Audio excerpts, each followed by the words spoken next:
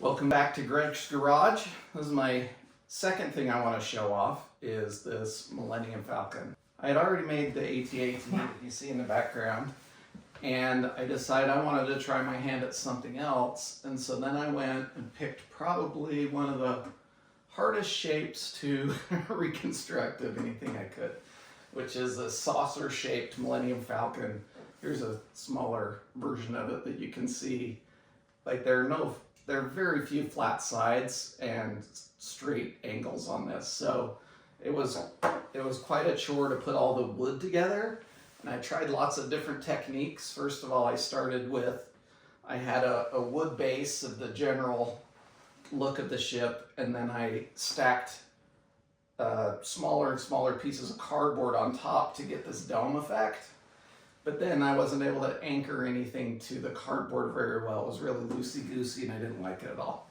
So I ended up going with wedges of wood and making these wedges from tall to short all the way around so that I could anchor things on top of those wedges.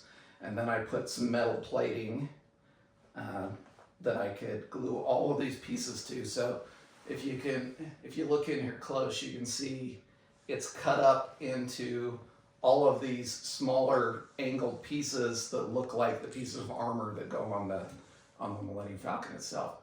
So I had to lay all that out with paper first and get all the sizes right, and then I would take each one of those pieces of paper and find the right kind of circuit board or shape that would fit that. And then I'd have to cut it perfectly to match that shape, and then I would anchor it, either screw it down or glue it down to the base model that I had. I have some really cool parts on here. This is a camera I picked up in Ukraine. So an old Russian camera, and I took it apart, took the lens off, and thought that's the perfect thing to use for a cockpit. So I did that, and then I wrapped the rest of the cockpit with kind of that spacey texture using just printer cable. And you don't get to see the bottom here very well, but there are a whole bunch of cool heat sinks and stuff down here. They're actually quite cool. So if you look on the back of this, on the base, I've used letters to fill in these spaces and these gaps on the back by where the engines were, and I put Han Solo in here kind of as a hidden Easter egg. Well, it's Solo with the symbol for Windows there on the end. So I've got Han Solo, and then for the base this time, last time I used beige keys for snow and some discolorations. This time I went with all black because this is a space one, and I have every person that's piloted the Millennium Falcon up until the time when I built this. And with the sequels and some other movies that have come out after that, there are additional characters that have piloted the Millennium Falcon. But I've got me and Gnome in here. I've got Chewie, Lando, all those guys. So that's fun. There's some moving parts that are kind of fun on here. These side pieces were really fun because the Millennium Falcon itself, if you look at it like this toy version, there's super detail on these side pieces where the armor isn't showing. And you see all the piping and electronics under there. And that was kind of fun to find all of these little individual components that I pulled off of different things. This is off of an adding machine. It's a little gear. This is the inside of a PC speaker. This is just a coil wire from off of a circuit board. This is where you plug your PC boards into. Like, it's got a million different things on there. So that was kind of fun. In the middle, this is where the Millennium Falcon clamps onto cargo. And these are clamps that hold a hard drive. I wanted the satellite dish to be able to rotate.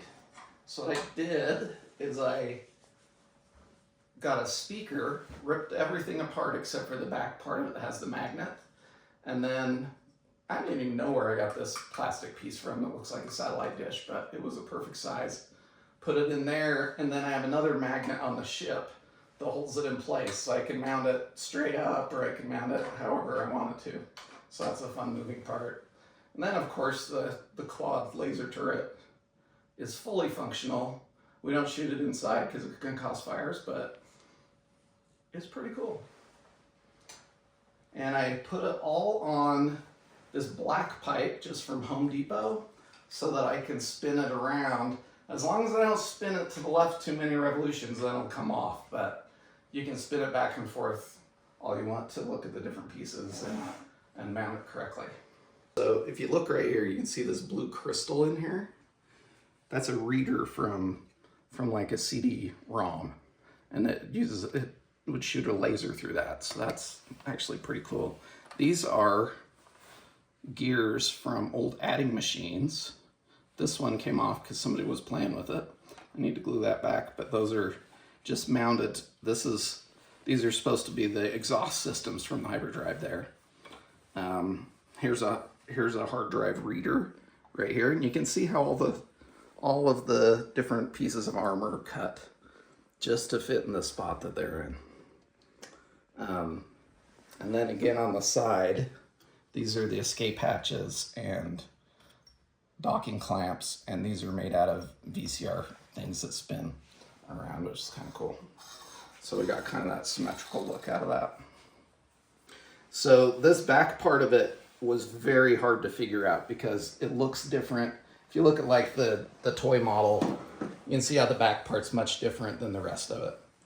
And I wanted it to stand out. And I think I went through 3 different iterations before I found a circuit board that was colored a lot different than everything else and had these copper wires already embedded in it that looked really cool. So it's got little buttons everywhere you can push, but I decided to use that and it worked better than all the other ideas. And I might have some old pictures of the other ideas that looked crappy, but this is what we ended up with and I really like it.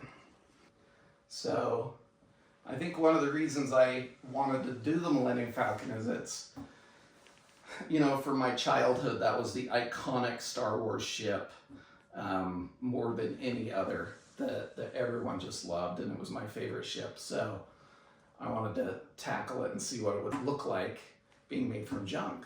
And it's referred to in the movie several times as the fastest hunk of junk in the galaxy. So I thought it was a perfect thing to make out of junk.